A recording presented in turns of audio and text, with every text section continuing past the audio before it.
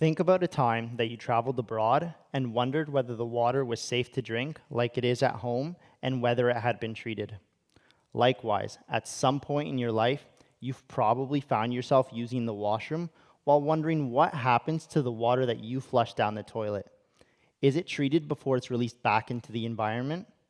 You see, both our drinking water and our wastewater is treated to meet certain criteria to avoid the harmful impacts of dirty water to the human body and to the environment. But now, I want you to think about when it's raining outside and there's water running down the street. Is this water clean or is it dirty? Chances are you don't realize that when rain falls onto our lawns that we add fertilizers to and our roads where we drive our cars, the water can become so polluted that it can also cause environmental damage to our rivers, lakes, and oceans. Yet this stormwater isn't properly treated. That's where that first picture on your left comes in. And well, now you're probably wondering how a ditch is going to help us solve this problem. But what you're actually looking at is a bioretention cell, also known as a rain garden. And on paper, the soil used within that system will act like a filter and a sponge to remove the pollutants found in dirty stormwater.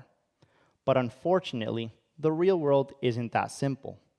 The truth is that the performance of these systems varies greatly. Current data shows that some of these systems will remove pollutants from the water, but others will actually input more pollutants into the water, making the problem even worse. And to address this issue, there's a lot of work being done to try and understand the way soil removes these pollutants. But we run into another problem. These systems are complex and difficult to understand. And like the weather, these systems are unpredictable, which makes it difficult to identify what's happening to the pollutants inside of these systems and how we can improve the removal. That's what I'm trying to tackle with my research. The second picture is an image of a column with the same soil found in the rain garden in the first picture. Using this column allows me to go back to the drawing board and simplify the problem. In the lab, I have control over the amount of water and types of pollutants entering the system, the temperature around the system, and I can even add or remove certain materials that may or may not help remove the pollutants that we're concerned about. The idea is that with this increased amount of control in the lab, I will more easily be able to understand the system and see how we can better design the rain garden to remove more pollution.